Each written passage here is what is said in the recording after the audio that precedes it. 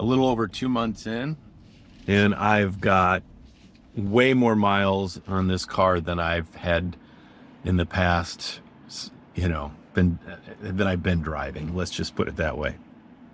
So that's kind of funny. Here I bought the car because I wasn't driving many miles, and now here I am driving, it seems like, more. It's just part of the problem with this car. You find excuses to get in the dang thing and start driving it. You find excuses to kick on full self-driving. So I'm on my way to REI right now, and my car's going to drive us there. So I don't have to do a whole lot. It's just kind of wonderful, to say the least. Now, there's been some really interesting kind of pushback in the comments. And by the way, thank you for everybody who subscribed. Thank you for all the comments. I love it. I love hearing your stories. I love getting the pushback on some of my belief system regarding this car, it's really pretty much just regarding this car. In any event, thank you so much for doing that. And if you haven't subscribed, please think about it. I do not primarily talk about Tesla, so I just want to get that right out.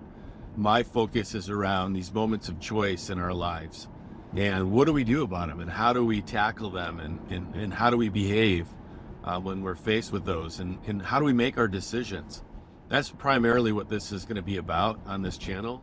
It just so happens that I'm in a Tesla right now, and I got to apply kind of my thoughts and my thinking about how to make decisions and where they come from and why we choose what we do. More on that in a little bit, but I just find the car just so fun to drive. I have to admit. I mean, it's just crazy. The other thing that's just blowing me away is, which is so cool, and that is many of you, I want to say 11 people so far now have taken my referral and gone and gotten themselves $1,000 or a $2,000 discount on the purchase of a new car. There's 13 people that have ordered cars through my referral, and I think 6 of you have had them delivered, or 7 of you have had them delivered already, which is way cool. And I have to tell you, I do think the tax credits are going to go away probably next year. And I'm looking at this and I'm like, do we get another one? Do we replace our van? And, do I go crazy and get maybe a Model X? Anybody out there in a Model X, tell me what you think about it. I've seen a lot of people that have the Model X and then they switch to the Model Y, actually. I don't know that we need the Model X. I don't think we need the Model X, which is why I got the Model Y. But there are some things about it, I guess, that are intriguing. And it's not the doors. I don't really care about the doors. But it's a little more of a comfortable ride, I think. It's obviously a little bit faster. It's a little bit bigger. I mean, outside of that, I don't know what I'm getting it for. But I am curious about the comfortability of it. I do worry a little bit about the extras that it has, and those are more variables for things to go wrong, I guess. And I don't really care if I have that other screen here, and I don't really care if there's the screen in the middle on the ground, kind of back here on the console, because if you're going to watch something, you're going to have your head down, and I prefer to have my daughter and any of my kids heads up if they're going to look at their electronics. I do need to get a hook back here to put an iPad or an iPhone on there, so that eyes can be forward a little bit more when we're driving in the car with electronics. But in any event, the car is just a blast. I do find it interesting still, a lot of pushback on full self-driving and why I didn't purchase it at the beginning. Several of you, I wouldn't say several, but there's been enough, and I really appreciate the comments, who have said, I don't know why you wouldn't get full self-driving up front. Talk me into why you would, other than the potential for full self-driving on the subscription to go up in cost. I mean, it started out at 12 grand to pay for it up front, which some people on this in the comments said that they did. They bought it several years ago and they paid 12 grand up front for it. And you haven't been disappointed by it. I know that. And then it went down to $8,000. It used to be $200 a month, and I don't know, maybe that was when it was 12 grand. I'm not sure how long ago the $200 a month a subscription model was. Right now it's 99. Basically, I would have to have the car for 7.5 years or so. If you do the math, 99 times 12 times number of years to get to that $8,000 mark. But I didn't know if I was going to even keep this car for 2 or 3 years, which is why I decided to not pay for full self-driving right up front. So tell me what am I missing here? The other thing about that is it doesn't stay with the car. I mean, it stays with the car. It doesn't stay with you. So you sell the car. I don't know that you pay that much more for a car that has full self-driving versus not, because it's software.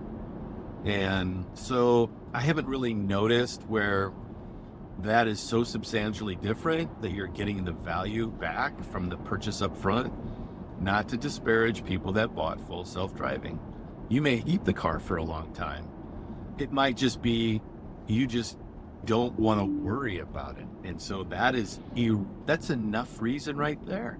And that's fine too. So I don't know that it's a knock. I think it just depends on the person. It depends on your needs and depends on the timing of things. There's some great deals with full self-driving right now. Knowing what I know right now, I might just pay for it up front because I don't see myself getting rid of the car. Now, the only temptation would be that they come out with a different version that's wildly different. But look, man, I had an Audi A7 for 11 years, and aside from aesthetics and maybe some technology, the car didn't change. And the Model Y Juniper's coming out next year sometime, who knows when. It will be aesthetically different looking. Maybe it's a little bit more of a comfortable ride. It might have few less moving parts. The RoboTaxi has significantly fewer less parts. So those are all just things that will just kind of iterate as Elon makes these more and more, which is really, really cool. So again, you tell me why it is you should pay for full self-driving up front. Give me a great case for that, and give me a great case for not. I'm giving you the case for not. So what else is unique about the car and different that since I've been driving it? There is an issue that comes up from time to time with full self-driving.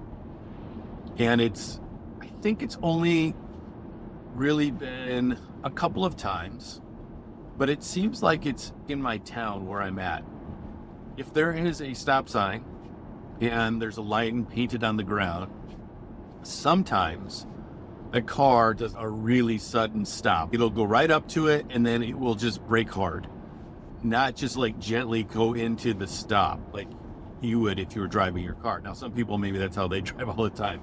My kids, probably, actually, which is why we replace brakes too soon. But occasionally that happens, and my wife's been in the car when it's happened, and she's like, oh, I hate that. But yeah, I do too. The other time that it's an issue sometimes with full self-driving is there's some back roads that I'm on, and sometimes the road doesn't tee up, right? There's a little bit of an angle, and those in the area that go on that road a lot, when you come up to that angle, instead of stopping at the stop sign, which is way in front of that crossroad, or the road you're going to turn onto, it's way before it. And so it will stop way in advance, where everybody typically goes through the stop sign, and then they stop on an angle so they can see traffic coming. Well, obviously the car follows the rules of the road. And so it's not going to do what everybody else does. So it's the culture of those that drive around here, and a great definition of culture by Ram Charan, I'll put a plug in, is what the majority of the people do the majority of the time. So the culture that we have as drivers is we don't stop at the line of demarcation where we're supposed to. We roll through it, we turn a little bit, then we come to a stop. And obviously there's others who just see stop as an abbreviation for set toe on pedal. Or if you're driving a motorcycle, it's set toe on pavement. In any event, that hard stop is a little off-putting, and it's a little unnerving sometimes for the driver and for the person behind you. So where this happened to be unnerving for me was I had somebody driving right up behind me. Love the close drivers. You're in such a hurry. Boy, I hope you get there. In any event, I had somebody just hugging me. Might as well have been in the back seat. And so the car was in full self-drive mode. And as I got to the stop sign, it just suddenly stopped way short of that turn where everybody typically slides out, then stops. It stopped right at the stop sign. And that car behind me had to hit their brakes hard because they weren't expecting me to do that. Well, it made me nervous. So I took it off of full self-driving because I was just worried that somebody's going to run into me. I don't want somebody to run into me. I want this car to obviously follow the rules of the road, which it's always going to do, unless I suppose there's an ethical reason for it to not. And then it will skirt the rules to avoid maybe hitting a person and then hit a car instead. And I want it to do that. But just normal driving, stopping short, man, it made me nervous. And I have to admit, on occasion, which doesn't make sense, because like just now, I gently came up behind this car in front of me at a light, and it was no problem. I don't know why it just can't always do that. And I also wondered if it's maybe there is not a line of demarcation on the ground, right? Like that big, huge white stripe, at least that's in the US. In my state of Illinois, there's a big white, bold stripe on the road, and it just knows it needs to stop there. So obviously it can see the sign. There's a road there that's crossing, so it knows it needs to stop. So how do you guys manage that? I'm just curious to know about that. That has been disruptive, I guess, when it comes to full self-driving, is the sudden stop. Now, it is absolutely amazing that when you're on the highway, for example, or even the road I'm on at home, how it will just go around things and avoid things, and it just figures out its way to where it's going. So on the highway, oftentimes I notice, let's say my exit's 2 miles out. Some people would prefer to be in the far right lane way in advance so that they can get off at their exit. The car has tremendous patience. I mean, if I'm a mile out and I'm in the middle lane, it's not too concerned about getting over to that far right lane, especially when there's cars in the right lane and it can't merge over. And I've had it a few times where my wife's like, is it gonna move over? And I'm like, yeah. I'm inside, I'm like, I hope so. And it finds its way, like it just figures it out, even inside of a half a mile. It'll just punch it and get in front of that car. It may slow down and then get behind the other car, but it's very intelligent. And I haven't missed an exit from doing that. The other thing I noticed is like there's construction workers on our road right now, and they're building a house, and the cars are all parked in just really weird spots. It doesn't panic. It sits right in its lane, does its thing. I did notice the other day when I came up to a stop sign, it was in full self-drive. At the corner where I was going left, there was several pickup trucks right on the edge of the road, all parked on that property that they're building on. And it stopped at the stop sign like it should have, and then it crept out until it could get a full view. A car was coming as it was creeping out, and I could see that, and it made me nervous. I thought, oh my gosh, is this thing gonna pull out? It didn't do it. I mean, it's just wild.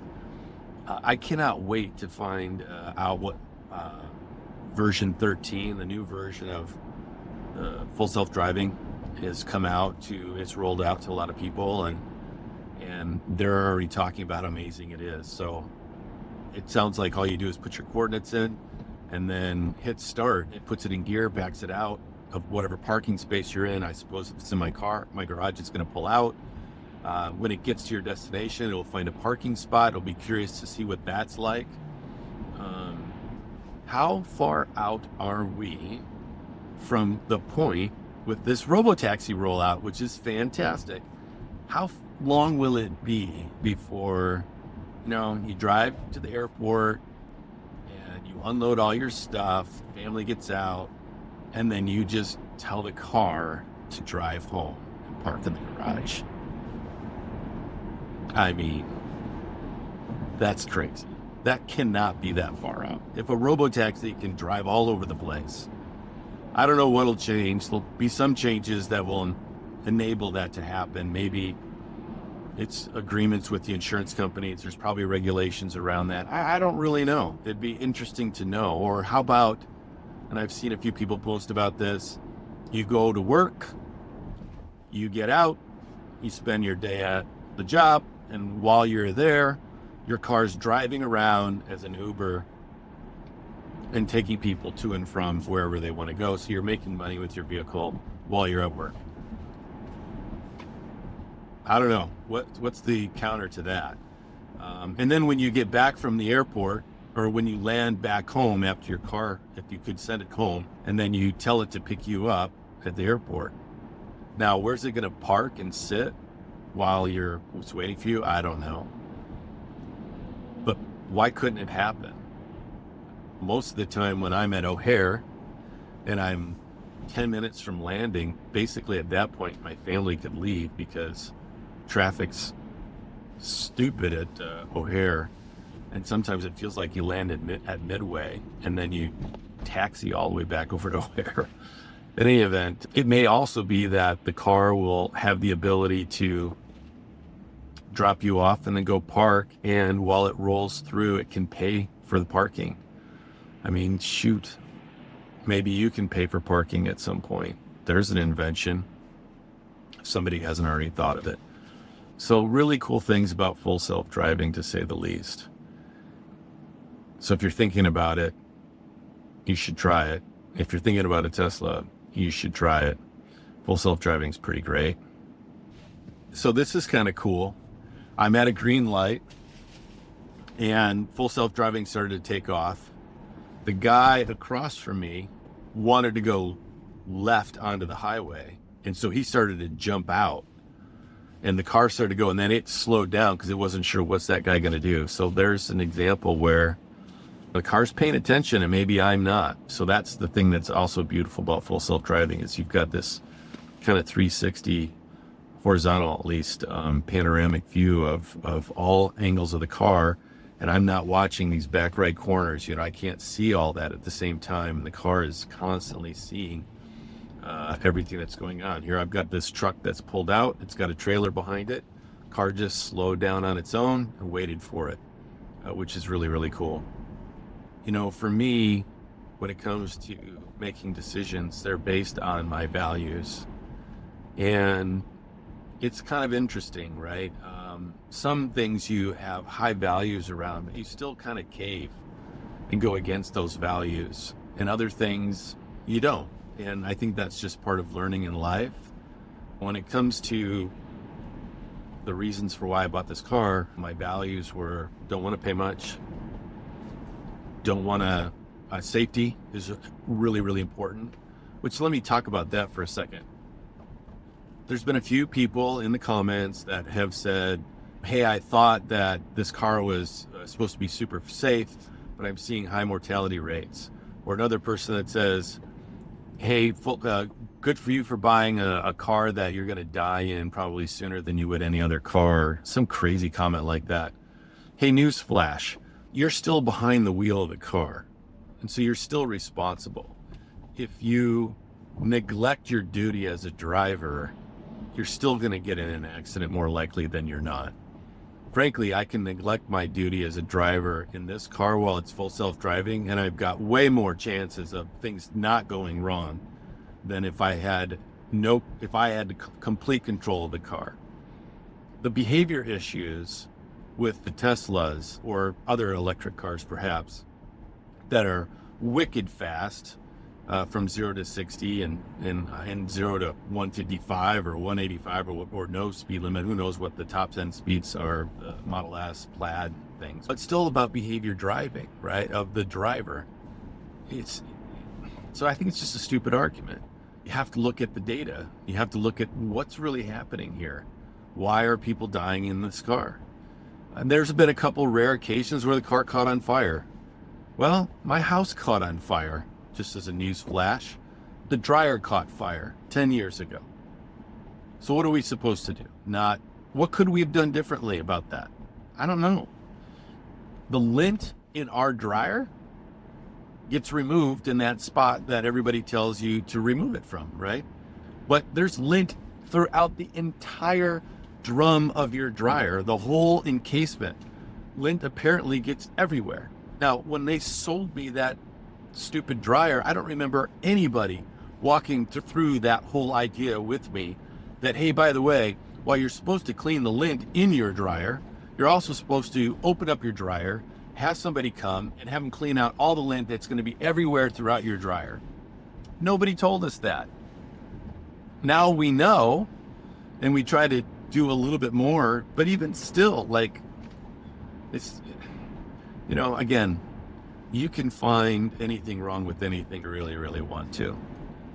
I will tell you, by the way, for those of you who say that the Tesla is not a safe car, you're driving a vehicle today that, you know, go tell me how many accidents, people who have been in full control of their cars for how many years now, how many accidents happen? It's not even close from a percentage standpoint. It's not even close. People are getting in way more accidents with total control of the car than not.